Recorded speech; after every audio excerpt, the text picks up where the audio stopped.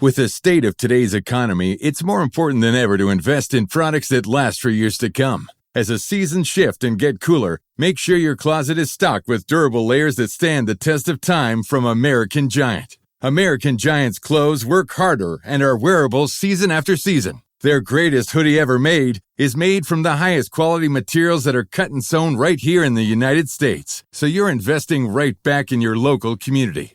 Choosing American Giant means taking a stand for American manufacturing and hardworking Americans, something other mega corporations don't care about. From fleece to knit, all in a range of colors for versatile daily wear, American Giant delivers everyday pieces designed for everyday life. Feel the difference of quality, made-to-last clothes from American Giant. Get 20% off your first order with code STAPLE20 at american-giant.com. That's 20% off your first order at american-giant.com with code STAPLE20.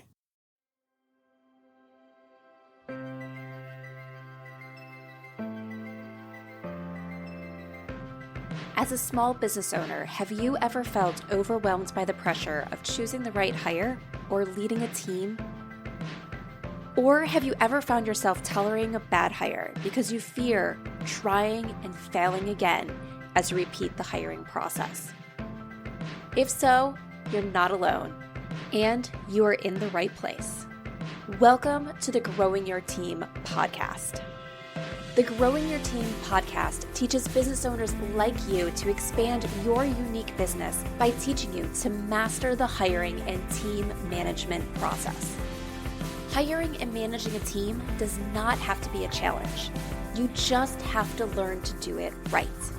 And the Growing Your Team podcast teaches you how to become a confident leader who hires right every single time.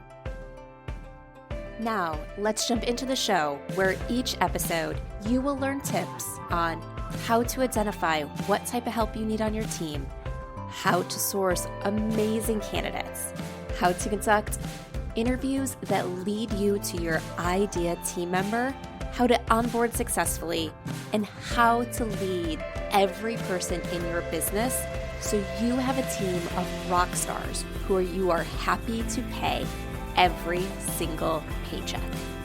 So let's jump in and teach you how to hire like a pro. Hello, Jamie Van Kuyk here, and welcome back to the Growing Your Team podcast. Have you ever heard of the saying, one bad apple can spoil the whole bunch? Well, when it comes to your team members, this is true. You have one bad team member in your business, and they can decrease morale across your entire team.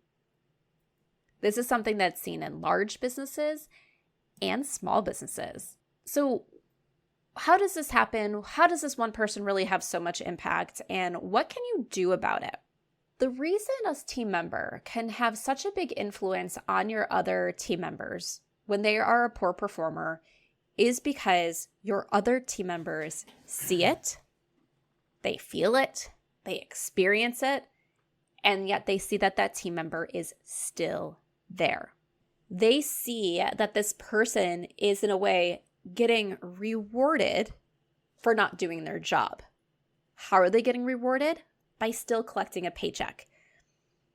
So your team members see it, and sometimes I said they feel it as well, because if that team member is not doing their job, sometimes your other team members are picking up the slack.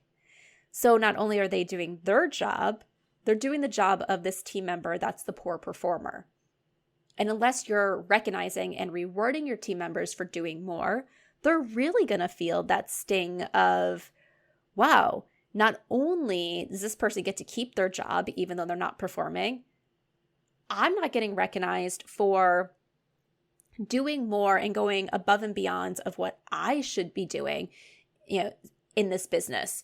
So when you have this one team member that in a way is not worth their paycheck, not meeting expectations, it can make it so other people want to leave your organization, that they want to go someplace where they are going to feel valued because they don't necessarily feel valued internally with you and with your organization because they know that other people are skirting by and it's allowed.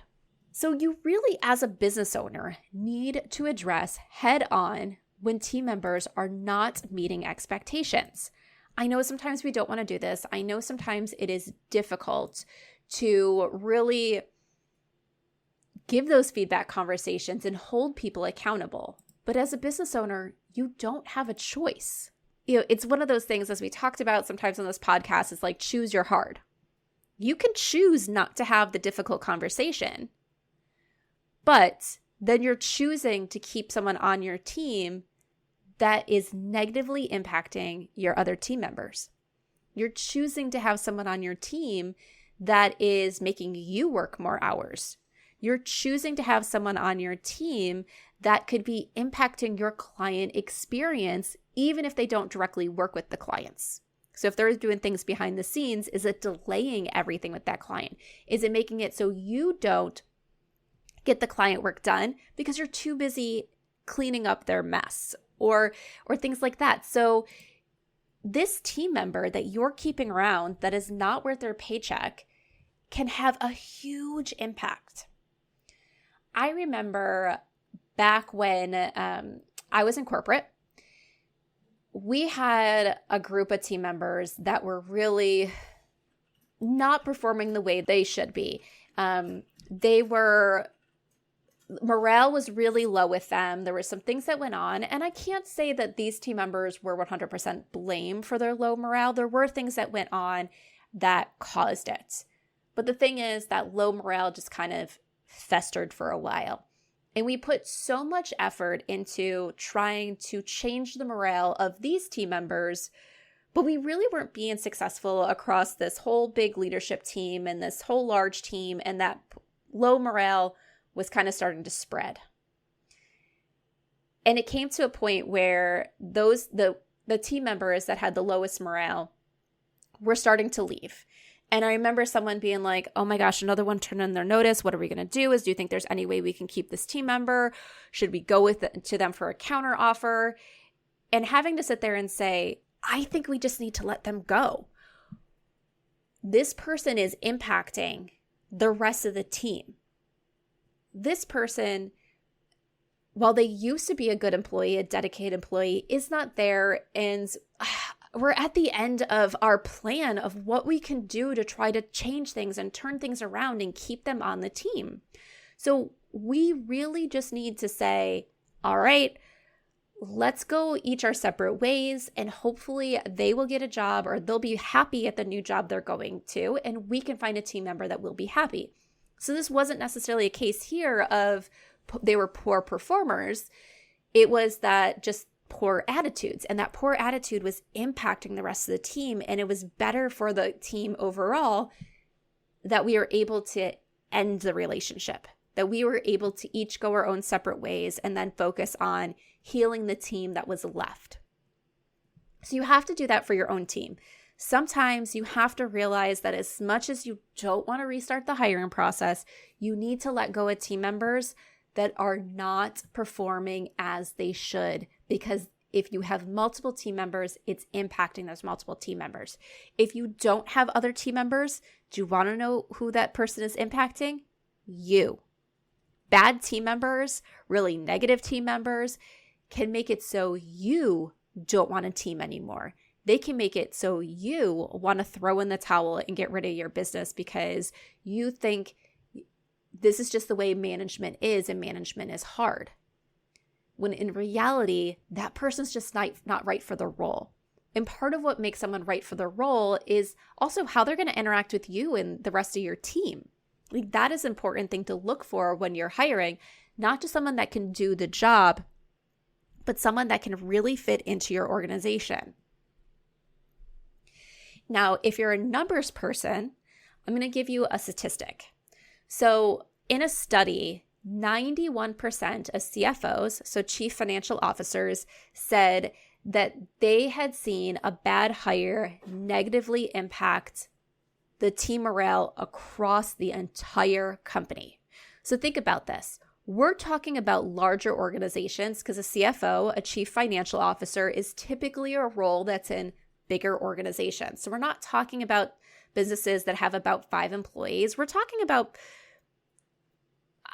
probably fairly large, small businesses to medium to large businesses that have CFOs. 91% of them saw a bad hire negatively impact morale across the company, not just the team that they were in, company. So once again, we're talking businesses that have probably, in order to bring in a CFO, we're talking about 100 plus employees. And one person, one bad hire could impact morale across the entire company. So you really need to make sure that you are getting the right people. And if you're finding out that someone is not a fit or things change and they're no longer a fit, get rid of that person before they impact your entire team.